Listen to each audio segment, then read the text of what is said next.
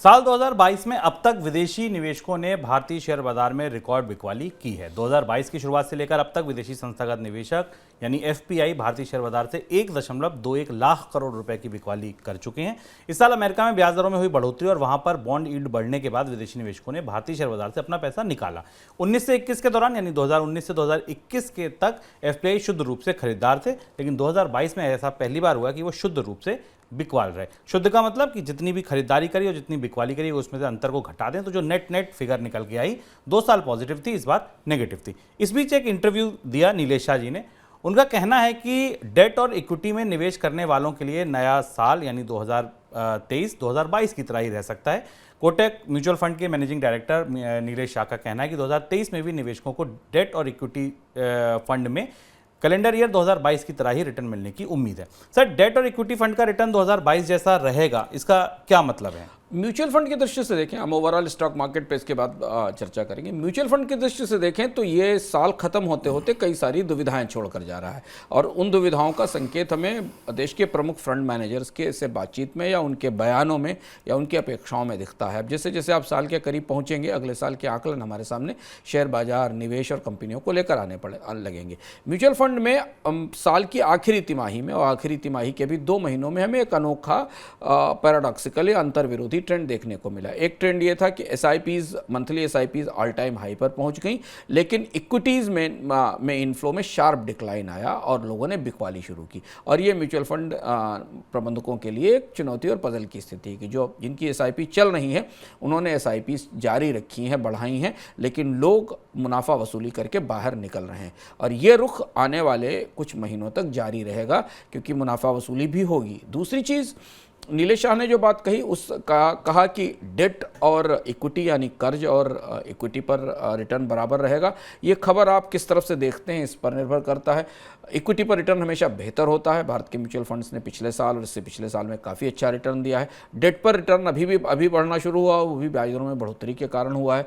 तो अगर आप मोटे तौर पर माने तो ये माना जा सकता है कि भारत में चाहे कर्ज के म्यूचुअल फंड में आप पैसा लगाएं या इक्विटी में, रिटर्न एक जैसा होगा, ऐसी बात नीलेश शाह कह रहे हैं।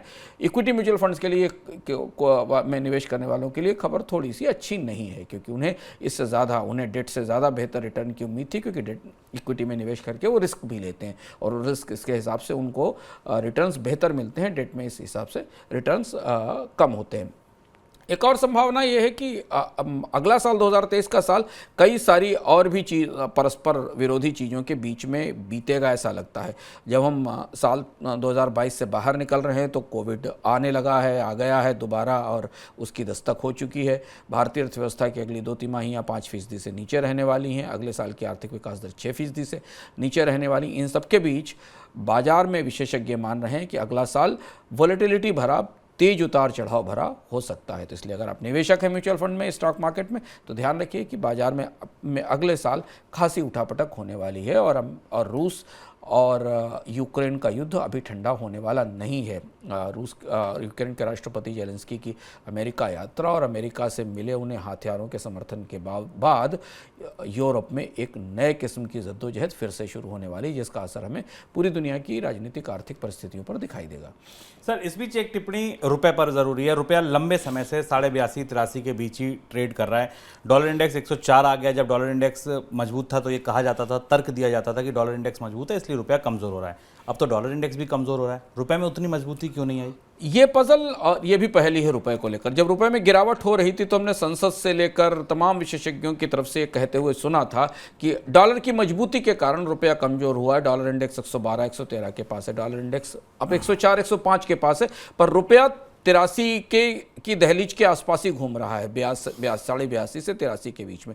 यह हमें 2 तरीके के इशारे करता है। एक तो ये कि रुपए की अपनी भीतरी मजबूती नहीं है। रुपए में अभी भारतीय अर्थव्यवस्था के मैक्रो फंडामेंटल्स ऐसे नहीं है जो रुपए को मजबूत कर सकें। दूसरी चीज़ ये कि रिजर्व बैंक ने रुपए को मजबूत रखने की अपनी नीति छोड़ दी है। रिजर्व बैंक ने बाजार में दखल देना शुरू कर दिया। रुपया अपनी परिस्थिति में जितना अपने मांग और आपूर्ति के हिसाब से संतुलित हो सकता है वो संतुलित हो रहा है, बल्कि इसके उल्टे रिजर्व बैंक ने विदेशी मुद्रा भंडार बढ़ाने पर कोशिश करनी शुरू की है बजाय रुपए को बचाने के लिए। ये कठिन फैसला था, ये कठिन विकल्प का चुनाव था, लेकिन जैसा हम लगातार इसमें बता रहे हैं मनी सेंट्रल में, रिजर्व बैंक ने यह फैसला लिया कि रुपए को गिरने दिया जाए, विदेशी मुद्रा भंडार को बचाया जाए, उसे ना गिरने दिया जाए। उस परिस्थिति के कारण भी रुपए को प्रभावित करने वाले कारक उतने मजबूत नहीं हो पाए जिनसे रुपए में हमें तेज रिकवरी दिखाई दे। रुपया डॉलर इंडेक्स में गिरावट के साथ रुपया 79-80 के आसपास नहीं आ पाया। और तीसरी और महत्वपूर्ण बात यह कि जो आकलन मिल रहे हैं कि अगले साल चूंकि ब्याज दरों में बढ़ोतरी की प्रक्रिया लंबी चलनी है, जेरोम पावेल ने भी कह दिया है, भारत के रिजर्व बैंक के गवर्नर भी कह रहे हैं और दुनिया की बाकी अर्थव्यवस्थाओं में भी कोविड महंगाई की एक नई लहर लेकर आएगा। तो इसलिए ब्याज दरों में बढ़ोतरी आने वाले समय में और लंबी चल सकती है और कोविड के असर के कारण ब्याज दरें बढ़ने की जो संभावना है उनका भी आकलन शुरू हुआ है। इसलिए रुपया फिलहाल 82 से 83 के रेंज में मूव करेगा और मीडियम टर्म में अगले साल 2023 में 85 से ऊपर निकलने के आकलन भी हमारे पास पहुंच रहे हैं।